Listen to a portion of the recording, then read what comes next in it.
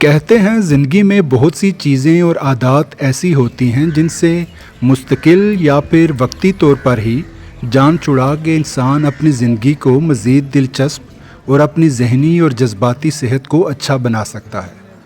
उन बुरी चीज़ों में एक यकसानियत भी है। ज़िंदगी जब एक ही डगर पर चलना शुरू कर देती है तो उसमें दिलचस्पी का उनसर बहुत हद तक कम हो जाता है। घर की वही चार दीवारी, वही रोज़ सुबह उठ के काम पे जाना, वही घर का खाना, वही मेज़, वही कुर्सी जिस पे बैठ के खाना खाया जाता है, ये रूटीन या ये यकसानियत ज़िंदगी को बोझल कर देती है।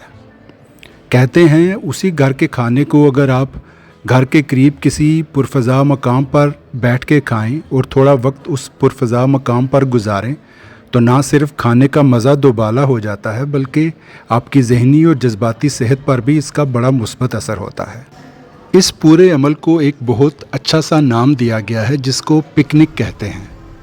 इसी मंसूबे को पाया तकमील तक पहुंचाने के लिए हम भी निकल पड़े हैं एक किसी पुरफ़ज़ा मकाम की तलाश में, और एक फ़ैमिली पिकनिक का इरादा है। और जिस मकाम का इंतखाब किया गया है वो है जेहलम में वाक़या मंगला रिज़ॉर्ट।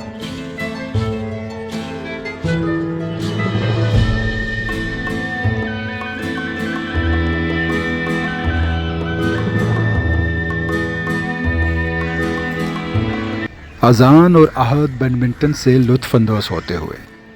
बैडमिंटन भी अजीब खेल है। एक खिलाड़ी रैकेट के ज़रिए शटल को दूसरे खिलाड़ी की तरफ ऐसे उछाल देता है जैसे ज़िंदगी में लोग अपनी गलतियां और अपनी ज़िम्मेदारियां दूसरों की तरफ उछाल देते हैं और थोड़ी देर के लिए मुत्तमिन हो जाते हैं, बग़ैर सोचे समझे कि जल्द ही ज़िंदगी उनकी की हुई गलतियां और उनकी ज़िम्मेदारियां वापस उनकी तरफ उछाल देगी।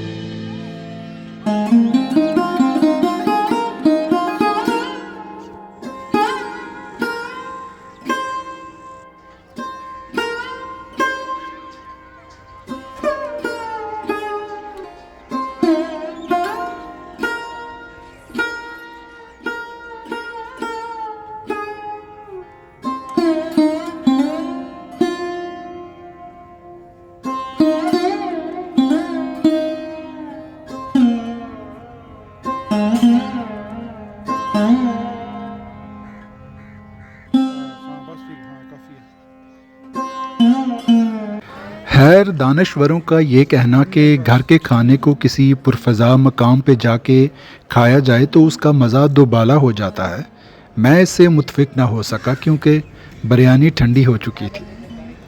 लेकिन इर्द गिर्द के माहौल की ताज़गी यकीनन पुरकशिश थी।